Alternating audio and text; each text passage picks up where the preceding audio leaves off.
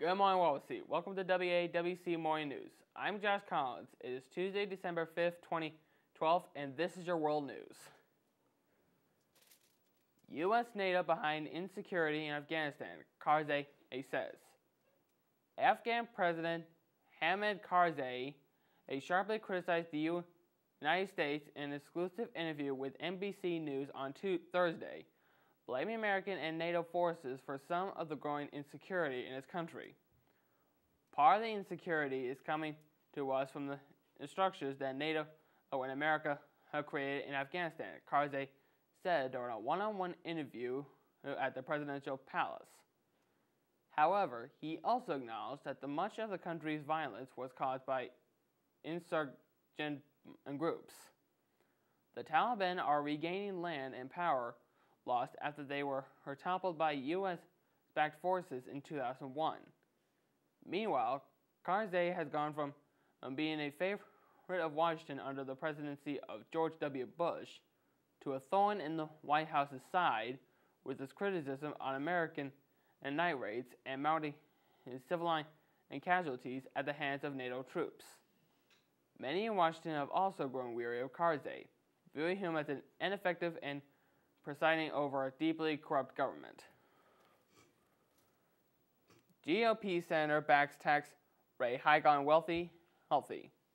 In a significant development in the Risco Cliff standoff, Republican Senator Tom Coburn, a leaning defect hawk, said Wednesday he would support higher tax rates on wealthier Americans as part of a border deal with President Barack Obama and congressional Democrats to avoid the crisis. I know we have to view revenue, the senator from Oklahoma told MSNBC. I don't really care which way we do it. Actually, I'd rather see rates go up than do it the other way, because it gives us a greater chance to reform the tax code and broaden the base in the future. Coburn, who served on the Simpson-Bowles Fiscal Commission and participated in the getting of 6 deficit talks, was one of the first Republicans a couple of years to embrace raising revenue to reduce the deficit. At that time, he wanted to do it through reforming the tax code by eliminating loopholes and deductions that he argued favored the rich and powerful. But now he appears to be the first GOP senator to say publicly he would back increasingly the tax rates on the wealthy, as long as that increase is coupled with spending cuts and entitlement reforms. Not surprisingly, Democrats seized on Coburn's unexpected new position.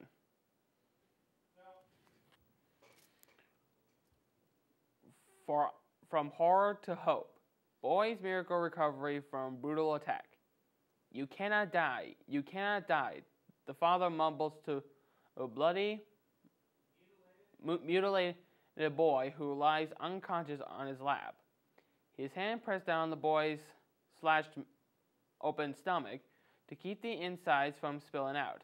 He sobs visually. Listen to me. You cannot die. He repeats his morbid mantra, if for nothing else to exact justice. Hours later, 4 men had surrounded the 7-year-old boy, bounded his hands and feet, and cracked open his head with a brick. They held him down and took a switchblade to his throat. They sliced his chest and belly in an upside-down cross. In a final brutal attack, they hacked him sideways, chopping off a lower part of his body. It's amazing that he lived, a doctor would later say. I'm really surprised he didn't bleed to death prior to getting to the hospital. Doctors in the U.S., half world around, who set out to show the boy that good exists in equal measure as evil, and who set off a chain reaction of kindness to make him whole again. Work on him for free. It is now almost 2 years later. Deep scars still crisscross his frail body. He is afraid to go out after dark. When sleep finally comes, he wakes up screaming. It will take time, but children are resilient, he says.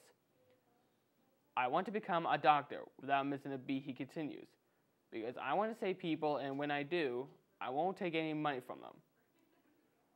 And now over to Tab with your weather. Tab? Thank you, Josh. Today will be mostly cloudy with a high of 46 degrees and a low of 37 degrees. Back to you, Josh. Thank you, Tab.